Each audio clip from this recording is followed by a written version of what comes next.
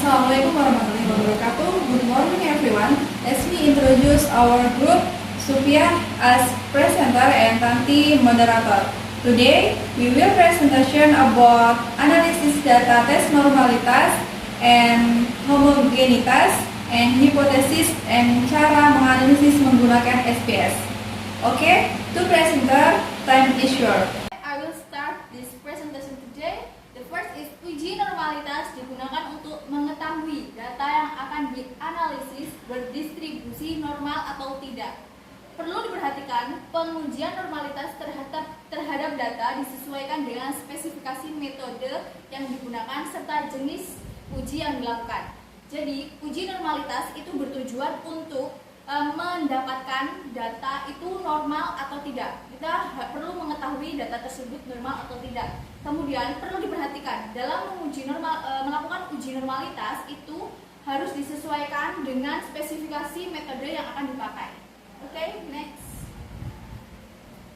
Yang selanjutnya yaitu pengertian uji normalitas Shapiro-Wilk. Jadi uji normalitas itu ada dua. Yang pertama yaitu Shapiro-Wilk adalah uji yang digunakan untuk mengetahui sebaran data acak suatu sampel kecil. Dalam dua seminar paper yang dilakukan oleh Shapiro atau seorang yang menemukannya, digunakan simulasi data yang tidak lebih dari 50 sampel, sehingga disarankan untuk menggunakan uji Shapiro-Wilk. Jadi, uji normalitas yang pertama yaitu Shapiro-Wilk itu digunakan untuk sebaran data yang jumlahnya kecil. Oke, teman-teman, yang tidak lebih dari 50 sampel. Next.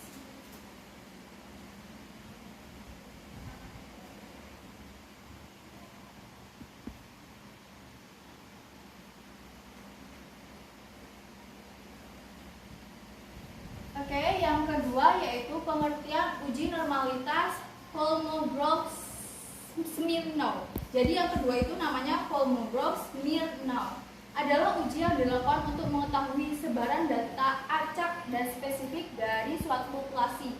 Namun dalam penelitian pada umumnya, pengujian Kolmogorov-Smirnov masih digunakan untuk sampel data yang berukuran lebih dari 2000 sampel. Jadi yang pertama tadi untuk sampel dalam lingkup kecil dan yang kedua ini untuk lingkup sampel yang besar yaitu lebih dari 2000 sampel. Oke, next.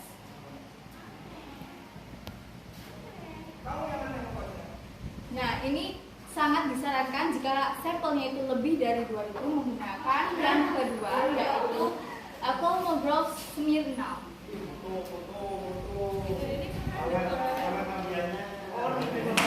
Di sini ada cara uji normalitas SPSS beserta grafiknya. Jadi SPSS itu digunakan tidak hanya untuk menghitung suatu data, tapi juga bisa menunjukkan grafiknya. Next. Ini adalah cara untuk menggunakan SPSS ini dalam bentuk data view-nya. Dan yang berikut ini merupakan langkah-langkah untuk melakukan uji normalitas pada SPSS. Nanti kita akan mempraktikkan penggunaan SPSS untuk dalam tahap pengenalan. Next. Ini tampilannya, yang pertama itu klik analyze. Kemudian yang tahap kedua itu memasukkan variabel. Variabel itu yang apa yang akan kita ujikan variabelnya.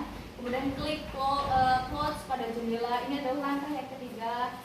Yang keempatnya adalah klik continue dan last is hasil pengujian ditampilkan di output atau data view ya, output data view. Kemudian membaca hasil normalitas pada SPSS, nanti kita bisa cek pada SPSS masing-masing dan menggunakan langkah-langkah tersebut.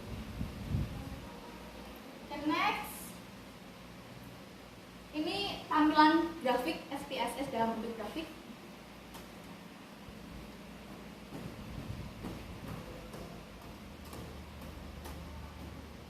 Cara yang selanjutnya itu cara uji homogenitas SPSS. Homogenitas SPSS itu menentukan kesamaan. Nanti lebih detailnya kita akan belajar bersama-sama mengenai hal ini.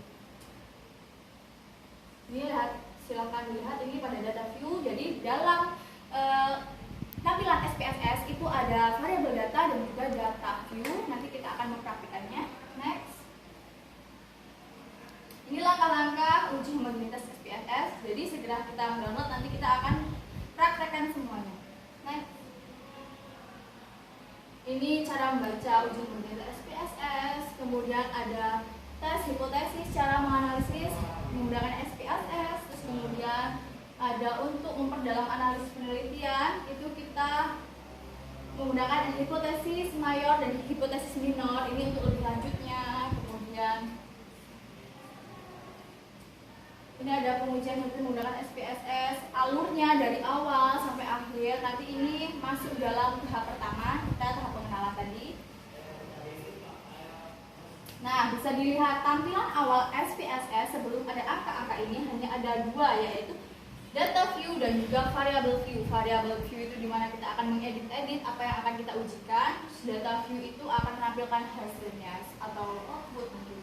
Dan ini tampilan dari variabelnya, variabel kita yang akan kita kerjakan. Ini langkah-langkah lanjut yang tadi. Ini masuk tadi, jadi kita nanti akan mempraktekannya.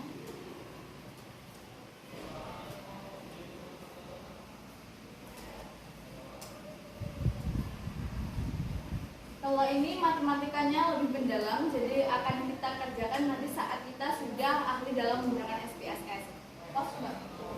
Now for my presentation for okay, I think now for my presentation today. I'm sorry for some mistake. Thank you. Guys, any question? I think enough for our presentation today. I am sorry for some mistake. And the last, we say Allahu a'lam bishawab. Wassalamualaikum warahmatullahi wabarakatuh. Waalaikumsalam.